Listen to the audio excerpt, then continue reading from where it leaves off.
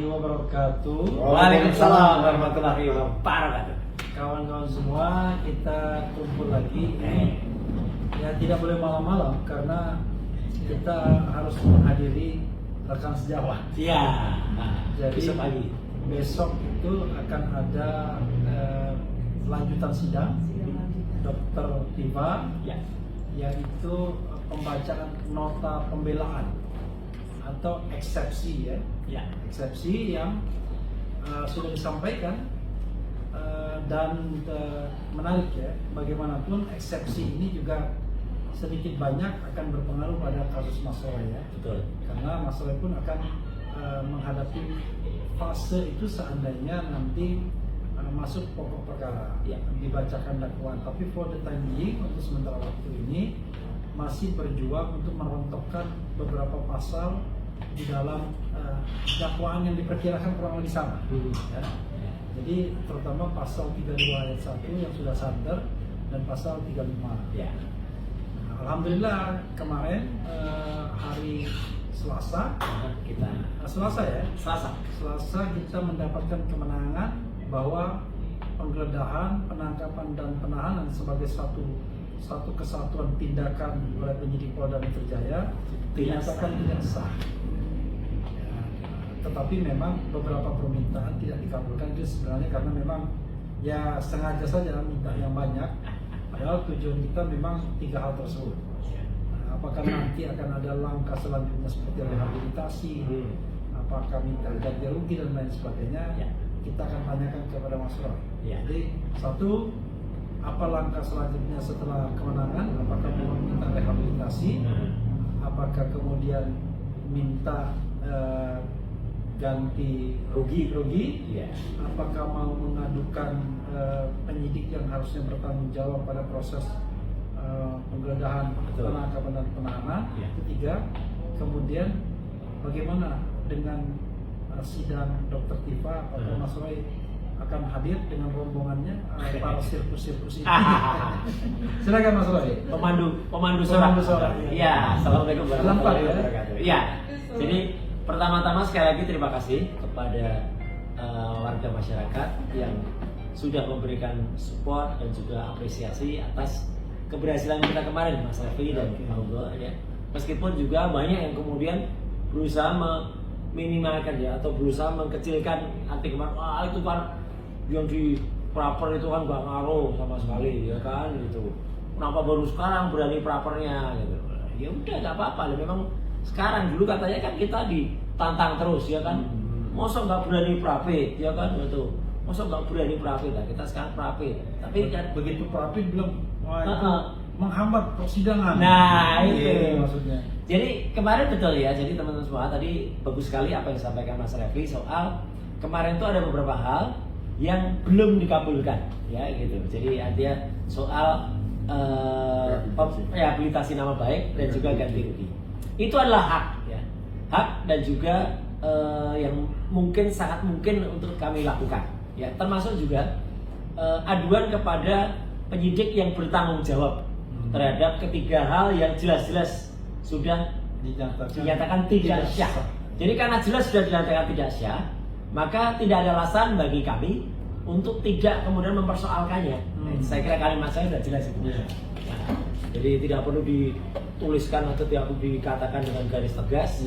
Yang penting itu. Cuman kan ada waktu juga Mas. Jadi hakim kemarin juga kalau nggak salah memberikan waktu, ada jeda waktu 14 hari ya untuk yang rehabilitasi gitu ya. Nah, khusus rehabilitasi. Jadi kayaknya yang 2 langkah itu akan dilakukan Mas. Cuman kan kita juga lihat ya bagaimana menjaga stamina dari para kuasa hukum saya yang luar biasa ya. Teman-teman, sebenarnya ini menarik ini. Ada yang kemudian menanyakan gini Mas, wah begitu dikasih kuhab baru ya, kemudian sekarang sebentar-sebentar prapit ya, prapit kok cuma sebentar gitu. Enggak, maksudnya adalah kenapa kita manfaat? Ini sebenarnya adalah tergantung juga dari para kuasa hukum. Coba teman-teman bayangkan bagaimana kami ini ya mempersiapkan sidang maraton tiap hari. Ya, itu kan luar biasa kalau kita lihat. Jadi pertama kali dibuka, kemudian esoknya harus memberikan apa namanya apa yang kita minta, kemudian langsung ada jawaban, ada duplik, kemudian langsung ada replik, esoknya pembuktian dari pihak pemohon, dibalas esoknya lagi pembuktian dari termohon, terus kedua-dua masalah kesimpulan. Ini kan luar biasa waktunya. Ini persis analoginya gitu, Mas Refli dan juga Pak Ugro. Kalau saya katakan gini, misalnya kita bandingkan dengan Pilpres di Indonesia tahun 2019 itu terbuka. Jadi partai yang 0% pun ya, PT 0% presidensial threshold 0% boleh mengajukan capres. Wah, terus kan semua orang bilang, wah nanti calon presidennya ribuan dong gitu. Ya enggak, yang berani daftar kan yang berapa ya kayak Papit. Ya meskipun kasih kesempatan itu tidak mudah untuk bisa memperoleh hasil yang seperti itu. Jadi Mas Refli, sebelum nanti mungkin kita minta pendapat Pak Ugro, adalah semua langkah yang baik dan mungkin yang berguna untuk kemudian membela kepentingan masyarakat nantinya. Jadi bukan hanya buat saya aja Mas. Seperti penahanan, kemudian penangkapan dan kemudian penggeledahan. Itu kan sekarang akan menjadi bentuk dari masyarakat jurisprudensi. Polri tidak boleh seenaknya melakukan, apalagi tanpa menggunakan surat-surat atau tanpa mengadministrasi yang proper. Jadi ini yang akan kita lakukan. Jadi kalau kemudian nanti akan ada 3 langkah yang tadi sudah disebut, apakah ganti rugi, apakah rehabilitasi, apakah mengadukan penyidik. Nah itu adalah hak yang mungkin akan kita gunakan, di samping juga menata bagaimana pra-peradilan selanjutnya. Itu saya kira masalah. Dr. Tiva belum?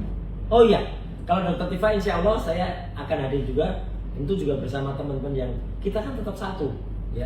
Kita tuh musuh kita tuh bukan Dr. Tiva, musuh saya itu bukan Dr. Tiva, bukan Bu Kurnia, bukan Mas Rizal Fadila, bukan Pak Rustam ya. Tapi musuh kita tuh yang ada di luar gitu loh. Dan musuh kita tuh bukan sesama lawyer kita. Itu yang paling penting ya.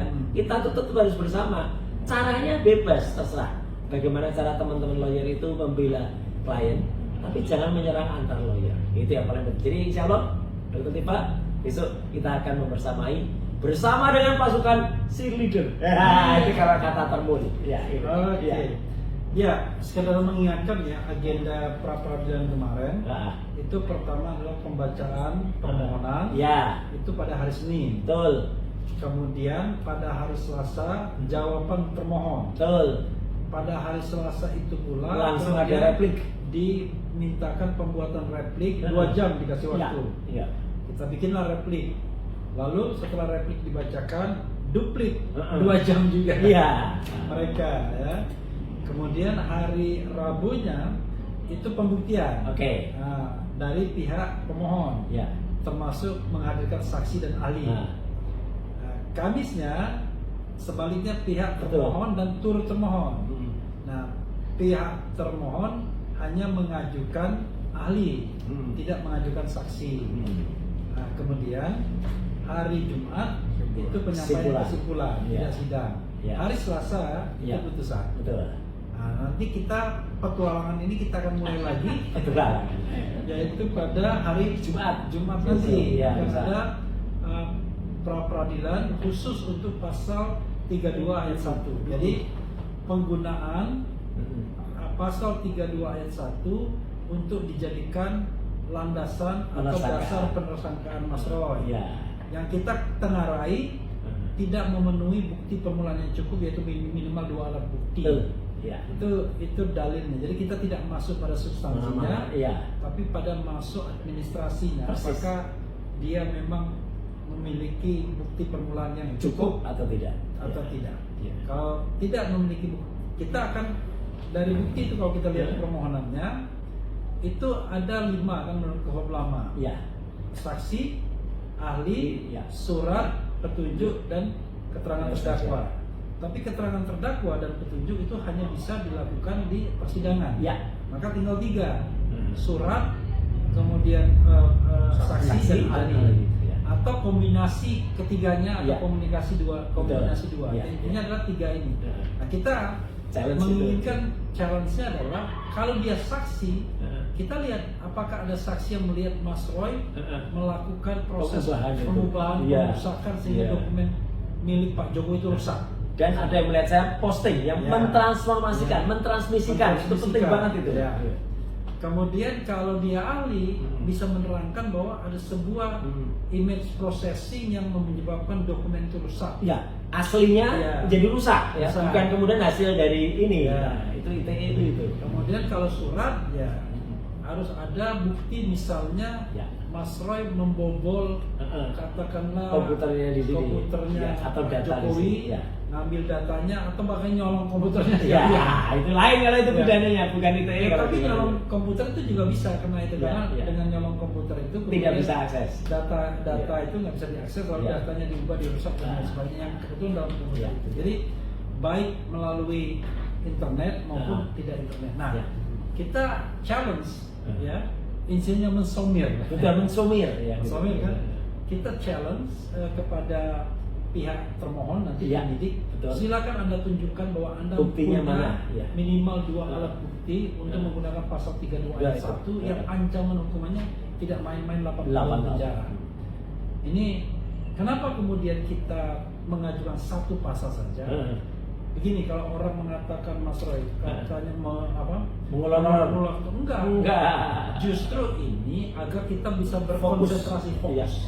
Nah, dengan fokus tersebut, maka hakim itu cuma dihadapkan pada satu persoalan. Iya. Kalau hakim dihadapkan pada 10 persoalan, dia bisa tolak semua dan Iya, selesai. betul. Iya. Nah, tapi dengan satu persoalan yang Dia akan precise, fokus, ya. dia akan bingung. Kalau memang meyakinkan, insya Allah dia akan Iya. kabulkan. Silakan Pak Ugro Ya. Ya. Ya. mengomentari soal rehabilitasi, Iya. kemudian soal kemungkinan menuntut ganti rugi, soal kemungkinan mengadukan petugas atau penyidik yang bertanggung jawab ya. dalam proses Ya. penggeledahan sampai penahanan Betul. yang dinyatakan tidak sah, Ya. dan kemudian bagaimana Pak Ugro melihat sidang Dr. Tifa yang besok itu sampai pada nota pembelaan. Ya. Silakan. Sedikit Mas Refli dan Pak Ugro, mungkin ini satu jawaban iseng aja gitu ya Pak Ugro, sebenarnya terlalu serius gitu. Mas, kenapa kok niat betul mengadakan pra peradilan dan kemudian cepet banget buat replik ya? Ya kita cepet Pak membuat replik karena kita punya replik harum. Gitu ya.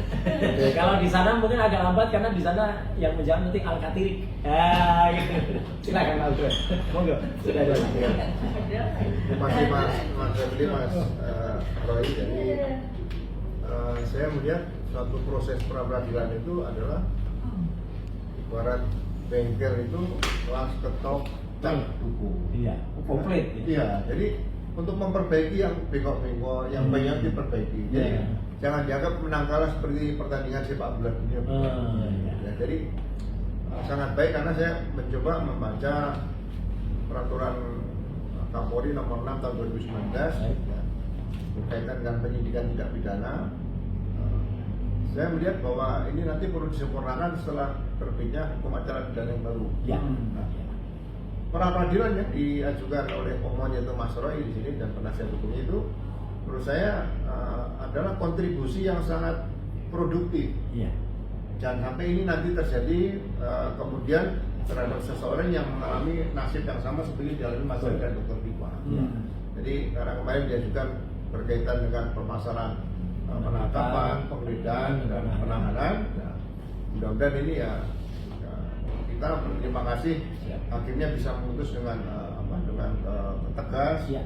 jelas, tidak memihak. Ya, jadi kontribusi putusan pra peradilan ini sekali lagi akan menjadi kontribusi yang sangat positif untuk Polri ke depan. Iya. Nah, yang berikutnya saya melihat begini.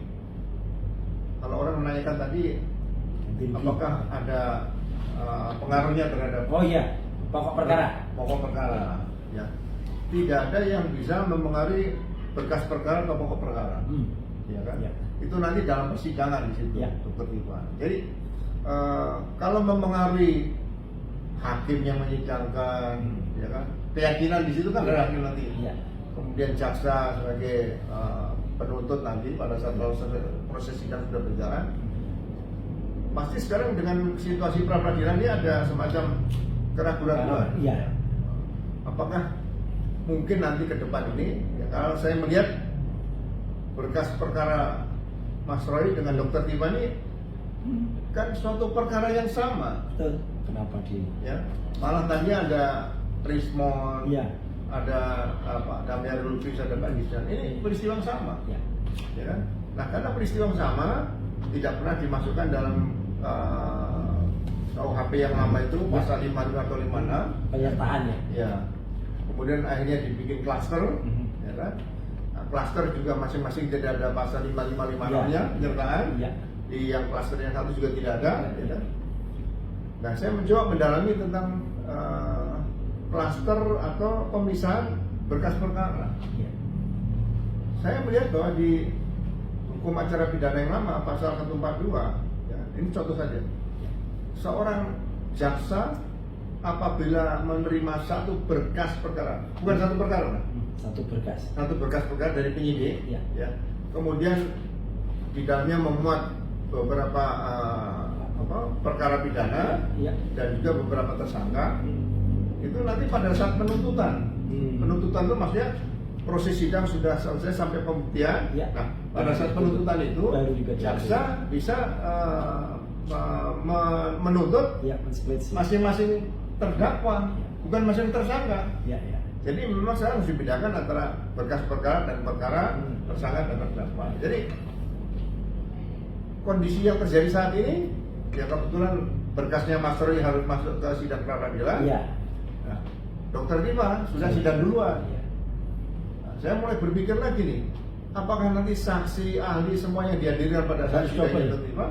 Nanti siap-siap maju lagi nih, ya kan? Ya, ya. Anggap aja habis perjalanan piknik ke berkasnya Dokter Diva, Ya, piknik. ketemunya berkasnya Mas Roy. Nah, mungkin apakah ada upaya yang bisa dilakukan oleh para penasihat hukum? Ini mungkin saya pribadi nyatakan ini, Ya. membuat surat kepada Ketua Mahkamah Agung. Baik. Nah, perkara ini, berkas perkara dipisahnya tidak bisa, Ya. karena yang bisa jika di KUHP yang lama, penyidik maupun jaksa penuntut umum itu tidak bisa memisahkan atau men-split berkas perkara. Ya. Ya kan? Tadi ini sudah terlanjur. Nah, karena sedang proses dalam pra-peradilan, apakah ini bisa diadakan putusan salah? Baik. Ya sidangnya Dokter Diva ditunda dulu. Tapi kita minta putusan Mahkamah Agung karena ini kasus yang baru terjadi selama saya menjadi polisi tidak pernah terjadi dan baru kali terjadi. Ini menarik. Yang kebetulan ada hukum acara pidana yang baru dan hukum acara pidana yang lama, ada KUHP baru dan KUHP yang lama, seperti itu. Jadi mudah-mudahan ini ya bagi aparat penegak hukum pelajaran yang sangat bagus, ya, pengalaman sangat bagus, fakta yang sangat bagus berkaitan dengan penegakan hukum ke depan dengan menggunakan hukum acara pidana. Karena pra-peradilan yang dikatakan oleh termohon waktu itu ya, bahwa itu tidak bisa karena menggunakan KUHP yang lama. Ya memang di KUHP yang lama pra-peradilan yang diatur di pasal 77 itu, KUHP yang lama itu hanya penangkapan, penahanan, penghentian penyidikan dan penghentian penuntutan. Nah, kalau jaksa tidak menghentikan penuntutan, berarti perkara itu lanjut. Nah, sekarang kenapa pra-peradilan Mas Roy Surya bisa berjalan? Karena setelah proses dari penyidik dan jaksa, sebelum dilimpahkan untuk ke sidang peradilan, nah ini ada waktu untuk mengajukan pra-peradilan. Nah, pra-peradilan ini bagian dari peradilan. Jadi otomatis berdasarkan pasal 361 huruf D, pra-peradilan bisa dilaksanakan, ya kan, sesuai dengan bunyi pasal 361 huruf D, hakim atau pengadilan menggunakan KUHP yang baru, Undang-Undang Nomor 20 tahun 2022. Jadi supaya orang-orang tidak menafsirkan bahwa wah ini nggak bisa di pra-peradilan, nggak bisa dilaksanakan karena menggunakan KUHP lama. Tidak, KUHP lama dilakukan pada saat proses penyidikan dan penuntutan sebelum ke sidang pengadilan. Nah, seperti itu saja yang ingin saya sampaikan karena ini juga bagian dari edukasi hukum supaya masyarakat nanti jelas ya untuk kalau berhadapan dengan hukum seperti yang dialami oleh Mas Roy Surya dan Bu Dr. Diva. Itu saja, Mas. Iya, memang perlu diketahui buat pemirsa sekalian ya kawan-kawan semua, dari sidang pra-peradilan terhadap kasus konkret Mas Roy Suryo ini memang yang digunakan itu KUHP lama sebagai batu uji dari semua proses yang ada. Tetapi jalannya sidang pra peradilan itu sendiri menggunakan kuhap yang baru. Kuhap baru ya. Betul. Nah, kenapa digunakan kuhap yang baru? Terbukti ketika disampaikan pra peradilan itu dakwaan, pembacaan dakwaan itu ditunda. Nah, jadi kasus itu Mas Roy belum dibacakan dakwaannya, sementara Dr. Tifa yang sudah dibacakan dakwaannya karena tidak mengajukan pra peradilan. Jadi sekali lagi bahwa alat ujinya tetap kuhap lama karena kita masuk pasal peralihan, tetapi proses bersidang di pra peradilan itu tetap menggunakan kuhap yang baru. Itu yang perlu kita pahami bersama ya. Jadi dari sini kita akan lihat bahwa pra peradilan itu juga memberikan ilmu pengetahuan kepada kita. Bahkan isu-isu kita gimana cara ngelesnya ya. Kalau dia mau menolak karena sudah ceto welo-welo, boleh. Ini salah secara substantif.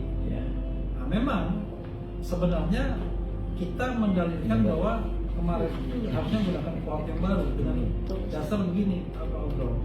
Karena proses penyidikannya itu sudah selesai dengan P21, maka proses tambahan setelah penyidikan itu sudah baru harusnya. Karena kasus peralihan itu pada saat penyidikan sudah dilakukan atau penuntutan sudah dilakukan. Nah, tapi sidang belum dimulai. Nah, tetapi rupanya hakim berpandangan mengambil teori yang mengatakan bahwa penyidikan itu selesai dengan penyerahan tersangka. Jadi sudah masuk penyidikan, makanya kemudian tetap menggunakan kuhap yang lama. Tapi besok no doubt tetap kuhap yang lama karena kita mempermasalahkan adalah penggunaan pasal 32 ayat 1 Undang-Undang ITE, Undang-Undang Nomor 11 Tahun 2008 untuk jadi dasar permusakan masalah. Jadi kita langsung batu ujinya langsung kuhap yang lama, kita tinggalkan dulu kuhap yang baru. Mengenai tata cara bersidang dan lain sebagainya, saya kira tidak ada perbedaan juga. Tapi yang signifikan cuma penghentian sementara pembacaan dakwaan atau penuntutan yang kemudian tidak dilakukan. Pelimpahan sudah sebenarnya, belum pelimpahan sudah, tetapi di stop, tidak dibacakan dakwaan karena ada pra peradilan. Kalau dulu begitu sudah dilimpahkan selesai. Itu ada yang mau ditambahkan sebagai closing statement mungkin? Jadi begini, memang tadi yang dikatakan Mas Refri sangat jelas ya, jadi supaya masyarakat tidak bingung. Karena pasal peralihan di pasal 361 tadi ada 4 huruf A, huruf B, huruf C, dan huruf D. Nah, huruf D itu menyatakan bahwa pada saat proses pemeriksaan di sidang pengadilan, pemeriksaan di sidang pengadilan itu ada pra peradilan dan peradilannya. Itu menggunakan kuhap baru. Nah, jadi memang ini sepertinya apakah pra peradilan dengan kuhap baru itu menguji kuhap lama? Bukan. Upaya paksa yang dilakukan menggunakan kuhap lama, ya kan? Upaya paksa itu antara mulai penetapan tersangka, kemudian proses ada penahanan, penangkapan, penyitaan dan sebagainya itu diuji melalui pra peradilan. Pra peradilannya menggunakan kuhap baru. Jadi bukan kuhap baru menguji kuhap lama, bukan. Proses peristiwa itu dilihat melanggar hukum atau tidak seperti itu. Jadi biar masyarakat jelas, tidak ada istilah kuhap lama, kuhap baru akan menguji kuhap lama, tidak seperti itu. Ini momentum yang menguntungkan bagi semua tersangka. Kalau mengalami permasalahan seperti Mas Roy dan Dr. Tifa, bisa menggunakan pola yang tadi sebelum sidang dilaksanakan, minta diberhentikan dulu, akan mengajukan pra peradilan. Ini juga beberapa kawan saya juga mengalami yang sama kemarin. Juga saya sarankan tolong contoh apa yang dilakukan oleh Mas Roy dan pada saat ngajukan gugatan pra peradilan. Baik, oke, Mas Roy, izin Bapak. Ya, jadi terima kasih. Ya, jadi ini sekaligus saya juga menjawab Mas Refri bahwa banyak sekali yang disono terutama yang kemarin yang propit, sekarang kita propit. Nah, setelah kita propit dan lebih dari sekali, kemudian mengatakan ini cara mengolor waktu gitu. Ini sama sekali bukan mengolor waktu. Waktu itu nggak bisa diolor ya, gitu. Bisa diolor untuk karet, ya, gitu. Waktu itu hanya bisa dihitung, gitu ya, menjauhi atau semakin lama atau enggak. Tapi yang jelas gini, Kitab Undang-Undang Hukum Acara Pidananya memungkinkan. Tidak ada pelanggaran dan tidak ada larangan di situ. Ya karena tidak ada larangan di situ, maka apa ya, kita tidak melanggar hukum ya, kecuali nanti tiba-tiba ada permintaan apa terus kemudian ada putusan baru ya, rapid hanya boleh sekali atau 2 kali, nah itu baru. Tapi selama tidak ada ya kita coba, bahkan sebenarnya kita tuh memperbaiki sistem hukum di Indonesia, memperbaiki tata peradilan Indonesia sehingga tidak akan ada lagi dulu kasus seperti apa ya, apakah itu Sengkon dan Karta ataukah itu orang yang sudah diputus tapi ternyata persidangannya ada kesalahan-kesalahan. Nah itu kita lakukan. Kalau pakai analogi Pak Ugro tadi soal kendaraan pakai CEDICO ya sama Pak, kita mau pergi pakai kendaraan ternyata instrumennya nyala semua. Nah kalau pakai cara yang lama gas aja, yang penting jalan gitu. Kalau ini enggak, instrumennya yang nyala kita perbaiki, oh ini kampas remnya nyala, oh ini air radiatornya kurang, oh ini olinya kurang dikit. Nah jadi supaya rapi, supaya selamat sampai di jalan. Hati-hati di jalan ini ya, itu lagunya Tulus ya. Ya, silakan Pak. Waktu sidang pertama Bu Dr. Pipa ya. Iya. Itu saya baru ingat kenapa Ibu Hakim itu memberikan tawaran untuk restoratif justice. Ya. Ya kan? Nah, ini menarik. Kenapa restoratif justice itu adalah untuk perkara-perkara yang ancamannya di bawah 5 tahun. Ya. Jadi sebetulnya siapa yang mempengaruhi Bu Hakim ini? Seperti Bu Hakim yakin bahwa pasal yang 32, 35 itu nggak akan diproses di situ, karena ini menggunakan pasal yang 310 dan 311 KUHP lama. Ya, seperti itu. Tapi apakah ini dari apa? Kemauan. Pribadi kemauan Bu Hakim sendiri? Itu saya katakan bahwa Tuhan itu tidak pernah tidur di situ. Itu saja. Ya, jadi saya juga tidak menyalahkan siapa-siapa. Kita kadang-kadang bicara, perasaan kita tidak dengan otak kita yang meminta untuk bicara, tapi keluar dari mulut seperti itu, kadang-kadang seperti itu. Jadi ya yakin bahwa Tuhan selalu bersama kita, Allah selalu bersama kita, dimanapun, kapanpun kita berada seperti itu. Siap. Oke. Terima Ya, kasih. tapi Ya. memang ya ada tambahan sedikit. Memang kalau kita lihat KUHP yang baru, proses restoratif justice ini di beberapa stage, di penyidikan, Ada Penuntutan. kemudian di pra penuntutan, dan kemudian di Panggilan. peradilan. Nah, jadi memang ketika mendampingi Mas Roy, ya. kita juga mendengar tawaran untuk Iya. restoratif justice. Betul. Ya. Dan ya itu memang secara administratif disampaikan oleh jaksa Ya. dan ditolak. Ya. Nah, rupanya hakim Hakim juga menawarkan juga restoratif justice, tetapi untuk hakim ini dia memention mengenai ancaman hukuman yang di bawah 5 tahun. Ya. Ya. Artinya begini, ini apakah ini sedikit tricky? Ketika restoratif justice-nya ini sudah sampai semua, itu dikatakan menggunakan KUHP lama dalam proses penyidikan. Iya. Sehingga tidak ada yang namanya pembatasan 5 tahun. Ya. Itu tricky-nya di situ. Tapi di dalam pengadilan ya, kemarin itu yang dibacakan laporan terhadap tertiba, dia hanya memention pasal-pasal yang di bawah 5 tahun, persis pasal 433, 434. Nah, ini kan agak tricky. Kalau misalnya ini diambil, maka masih tersedia pasal 32 dan 35. Jadi nggak ada gunanya juga. Jadi cuman bedanya dari delik aduan absolut menjadi delik umum. Jadi ini yang kemudian tidak fair juga. Ya. Oke, tetapi dari sisi pembelajaran hukum menjadi menarik, karena kita akan menguji sejauh mana KUHP lama dan KUHP baru itu eksis di dalam persidangan pasal ini. Oke, itu saja saudara sekalian, mudah-mudahan bermanfaat karena kita harus pulang ke rumah. Menurut slang begitu, aku harus pulang. Oke, ya hati-hati. Jam terus. Bapak awal lagunya. Besok itu kita akan bertemu kembali pada persidangan Dr. Tifa. Ya. Mudah-mudahan lancar semuanya. Bukan besok, tapi Dini hari. pagi ini. Lagi nih. Ya. Karena jangan-jangan baru 5 pagi juga. Iya. Wassalamualaikum warahmatullahi wabarakatuh. Waalaikumsalam warahmatullahi wabarakatuh.